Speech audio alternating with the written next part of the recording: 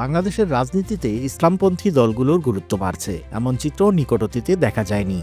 জামায়াত ইসলামী, ইসলামী আন্দোলন কিংবা খেলাফত মজলিস বড় সমাবেশের মধ্য দিয়ে এখন তারা সরাসরি প্রভাব ফেলছে নীতি নির্ধারণে। প্রশ্ন হলো, ভোটের বাক্সে এদের ওজন আসলেই কতটা? ২০২৪ সালের গণ অভ্যুত্থানে আওয়ামী লীগ ক্ষমতাচ্যুত হওয়ার পর রাজনীতির মাঠে নেই দেশের অন্যতম বড় দলটি। অন্যদিকে বিএনপিকেও এখন চ্যালেঞ্জ করছে মূলত ইসলামপন্থী দলগুলো। ২ যুগের বেশি সময় একসঙ্গে থাকার পর বিএনপি আর জামায়াত এখন একে অপরের প্রতিদ্বন্দ্বী। তাদের মুখের ভাষাতেও চলছে তীব্র আক্রমণ। রাজনীতিবিদ আর বিশ্লেষকরা বলছেন, এটা বাংলাদেশের রাজনীতিতে এক নতুন বাস্তবতা। ১৯ জুলাই সোহরাওয়ার্দী উদ্যানে জামায়াত ইতিহাসে প্রথমবারের মতো স্বাধীন বাংলাদেশে সমাবেশ করে। তার আগে ২৮ জুন ইসলামী আন্দোলনের সমাবেশও ছিল বিশাল। এই সমাবেশগুলো শুধু প্রদর্শনী নয়, সরকারের সঙ্গেও তারা আলোচনায় সমান গুরুত্ব পাচ্ছে এমন অভিযোগ ও পর্যবেক্ষণ আছে। রাজনৈতিক বিশ্লেষকরা বলছেন, কর্মকাণ্ড বেশি দেখা যাচ্ছে, সেজন্যই মনে হচ্ছে প্রভাব বেড়েছে। ইসলামী আন্দোলন ও জামায়াত এখন আকীদাগত বিভেদ ভুলে একসঙ্গে ইসলামপন্থী ভোট এক বাক্সে আনার চেষ্টা করছে। তারা বলছে, ভোট মানেই জয়ের নিশ্চয়তা নয়, তবে এখনও জোট হয়নি, কিন্তু আলাপ চলছে।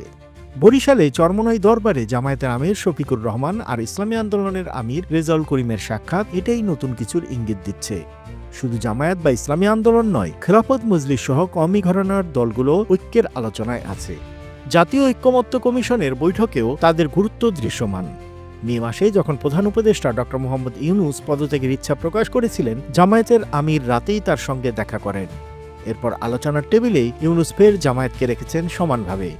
অন্যদিকে নারী সংস্কার কমিশনের প্রস্তাবে নারীর সমানাধিকার ও অভিন্ন পারিবারিক আইন নিয়ে তীব্র প্রতিক্রিয়া জানায় ইসলামী দলগুলো। হেফাজতে ইসলাম সতর্ক করে দেয়, এমন সংস্কার বাস্তবায়ন হলে দেশে বিশৃঙ্খলা বেঁধে যাবে। এই চাপেই কমিশনের প্রস্তাব বাক্সবন্দী হয়ে আছে। বিএনপির মহাসচিব মির্জা ফখরুল প্রকাশ্যে বলেছেন, দেশে দক্ষিণপন্থী শক্তির উত্থান হচ্ছে। তিনি নাম নেননি, কিন্তু সবাই বুঝেছে ইঙ্গিত ইসলামী দলগুলোর প্রতি। এর জবাবে জামায়াত নেতা নুরুল ইসলাম বুলবুল বলেন, এটা নতুন উত্থান নয়, বরং জুলাই আন্দোলনের ভিত্তি। আগামী দিনে দক্ষিণপন্থার প্রতিষ্ঠা হবেই। তাহলে প্রশ্ন, ভোটের বাক্সে এদের শক্তি কতটা? ইতিহাস বলছে, ১৯৭৯ সালের দ্বিতীয় সংসদ নির্বাচনেই ইসলামী জোট পেয়েছিল ১০% ভোট ও ২০টি আসন। এরপর জামায়াত এককভাবে আসে মাঠে।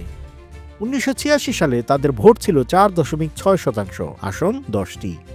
১৯৯১ সালে জামায়াত পায় ইতিহাসের সর্বোচ্চ ১২.২% ভোট ও ১৭টি আসন।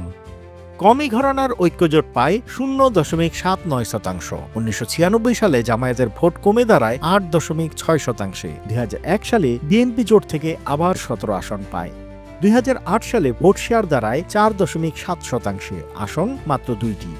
২০১৪ ও ২০২৪ সালের নির্বাচন তারা বর্জন করেছে। অর্থাৎ এককভাবে ইসলামপন্থীদের ভোট শেয়ার কখনো ১২%-র বেশি হয়নি। তবে সাম্প্রতিক জনসমাবেশ আর নীতি নির্ধারণে সক্রিয় উপস্থিতি বলছে, তাদের রাজনৈতিক ওজন এখন কেবল ইতিহাস নয়, বরং বর্তমানেও টের পাওয়া যাচ্ছে।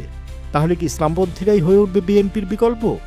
সংখ্যানুপাতিক ভোটাধিকার অর্থাৎ প্রাপ্ত ভোটের আনুপাতিক হারে সংসদে আসন বণ্টনের দাবি বাস্তবায়ন হলে কি তারা সংসদে উল্লেখযোগ্য শক্তি হয়ে উঠবে? এই প্রশ্নগুলোর উত্তর মিলবে আগামী নির্বাচনে। তবে নিশ্চিতভাবে বলা যায়, বাংলাদেশের রাজনীতিতে ইসলামপন্থীদের গুরুত্ব এখন আর উপেক্ষা করার মতো নেই।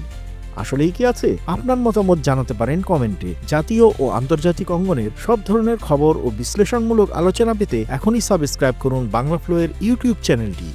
এছাড়া সংযুক্ত হতে পারেন বাংলা ফ্লোয়ের ফেসবুক, ইনস্টাগ্রাম ও টিকটকেও।